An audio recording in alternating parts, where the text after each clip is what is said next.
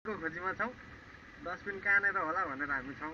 यहाँनिर पनि एउटा डस्टबिनको व्यवस्था गर्नुपर्ने हामीले देख्यौँ। यहाँनिर चाहिँ यहाँ फेरि ग्यामिङ भइरहेको रहेछ। अनि ठिक छ, एकदम रमाइलो छ।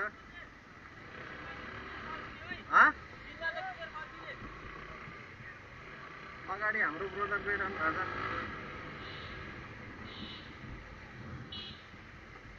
हेलो ब्रदर, ठिक छ।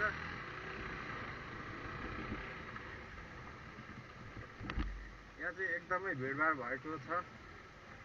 घुमघाम गर्न मान्छेहरूलाई सबैलाई नयाँ वर्षको शुभकामना यही भिडियो मार्फत दिन चाहन्छु। सबैजना अस्त व्यस्त रहनु होला सबैजनालाई।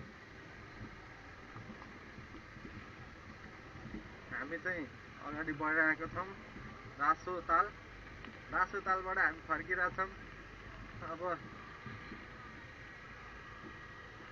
हाम्रो प्लान भनेको अब तालतलाया जानेतिर भइरहेको छ।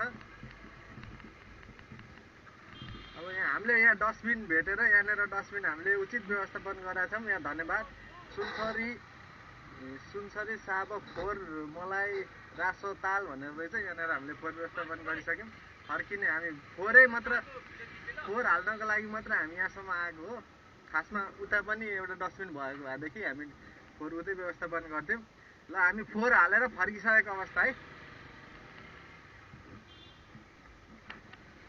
यहाँबाट चाहिँ अब हामी फर्केर तालतलाया जाने प्लानमा छौँ। र ह्याप्पी न्यू इयर कसैले पनि भन्नु भएन, ठिकै छ। यहाँ फेरि दिदीबहिनीहरू डान्स गरिरहनु भएको छ। उहाँनिर चाहिँ हेर्नु होला।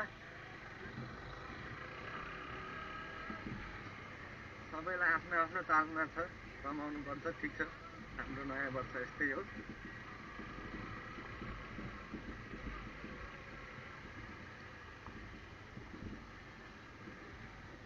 यता पनि ह्याप्पी न्यू इयर लागिरहेछ।